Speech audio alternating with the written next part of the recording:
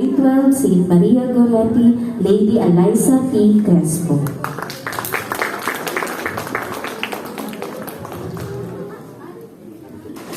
The door! I see the door! I close my eyes, I don't see the door. I open my eyes, I see the door. Ikaw! Ikaw! Kayong lahat! Bakit hindi niyo ako sinasabay sa akin pagtawa? Baliw ba kayo? Ha?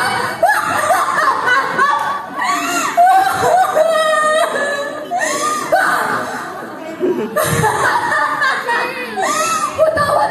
Nasaan ang utawat ng Pilipinas? Ayun! Para ito mga kabayan, iniibig ko ang Pilipinas, aking nagpasinilangan, tahanan ng aking lahi, kinukumpap ako at tinutulungan. Pilipinong mga panata sa bandila, iniibig to ang Pilipinas, kalokohan, hindi lahat. Tumingin ka nga sa iyong paligid, unti-unti nasisira ang Pilipinas. Dahil sa mga mali natin ginagawa, unti-unti natin sinisira ang ating bansa. Korupsyon, pang-aabuso, pagkaman ng yaman, paninira ng kalikasan, at marami pang iba. Hindi niyo ba naisip na dahil sa mga mali natin ginagawa, unti-unti natin sinisira ang ating bansa? Iniibig? Yan na ba ang bagong tawag sa paninira? Ha?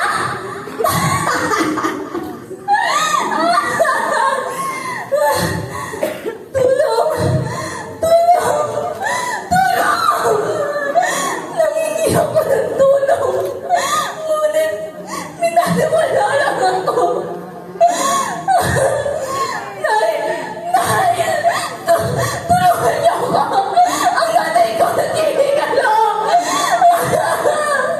Nay! Tulungan niyo ako! Walang ginawa masama ang nanay ko! Ngunit kahit kapwa ako Pilipino, pinaliwala ako at hindi tinulungan. Yan na ba? Yan na ba ang iniibig ang Pilipinas? At pagtulong na naman ko ito, ang hindi pagtulong sa kapwa! Maging malakas, masipag, at marangal. Dahil mahal ko ang Pilipinas, dinigin ko ang payo ng aking mga magulang.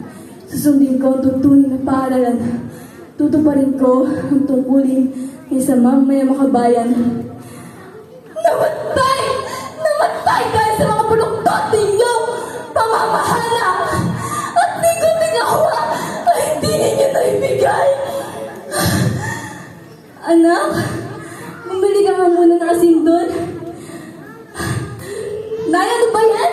Nag-Facebook pa ako! Ikaw na lang! Sige na, anak. Bumili ka muna ng asin doon. Yan! Yan ba? Yan ba ang dinigin ko ng bahay ng mga aking mga magulang?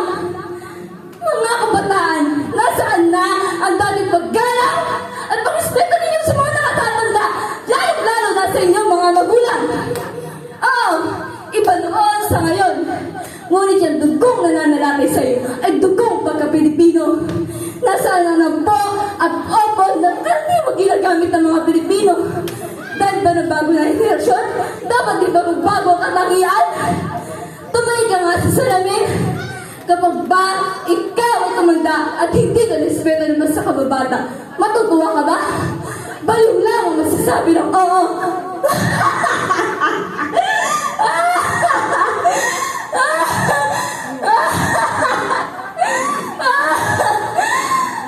Naglilingkod, nag-aaral, nagdarasal ang buong katapatan. Iaalay ko ang aking buhay,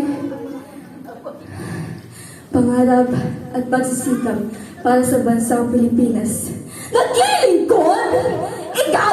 Kahit yan ang mga nakaupo. May nagawa na ba kayo para sa Pilipinas?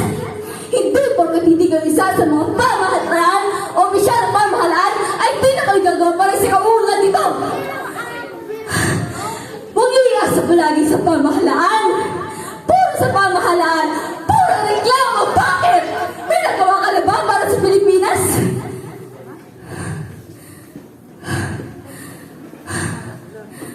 Ngayon, sino ang tunay na baliw.